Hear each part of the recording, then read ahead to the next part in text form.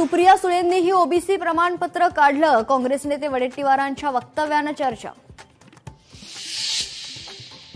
महाराष्ट्र काँग्रेस मला टार्गेट का करते? ओबीसी प्रमाणपत्र असल्याचे पुरावे द्या. खासदार सुप्रिया सुळेंचा वडेट्टीवारांच्या वक्तव्यावर संताप. ईशा फाउंडेशनतर्फे नेपाळमध्ये पर्यटनासाठी गेलेले जवळपास 77 जण पुरात बेपत्ता झाल्याचं वृत्त. भारतीय पर्यटक पुरामुळे नेपाळमध्येच ठिकठिकाणी अडकून.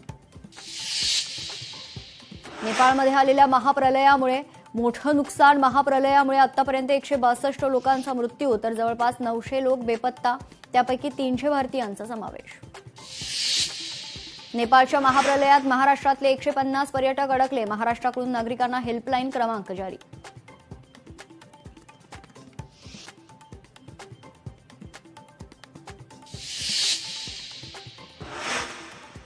लोकशाही मराठीच्या बातमीचा दणका. नवी मुंबई पोलीस प्रशासनाला अखेर जाग. सर्व डान्स बारची कसून तपासणी सुरू. डान्स बारमध्ये अल्पवयीन मुली असल्याचं समोर. तुर्भे पोलीस ठाण्यात गुन्हा दाखल. अनेक दशकांपासून वनविभागाकडे असलेल्या संजय गांधी राष्ट्रीय उद्यानाचे 193 एकर जमिनीला संरक्षण मिळावे.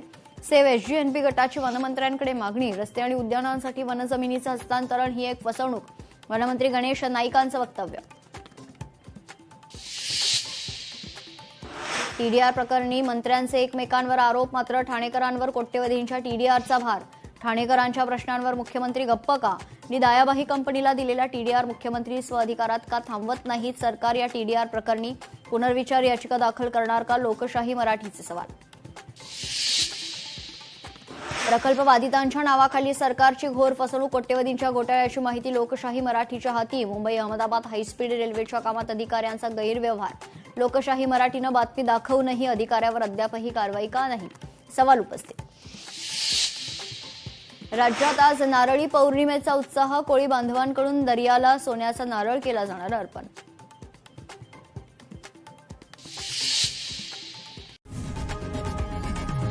लोकशाही मराठी ऐका, पहा, जागरूक रहा.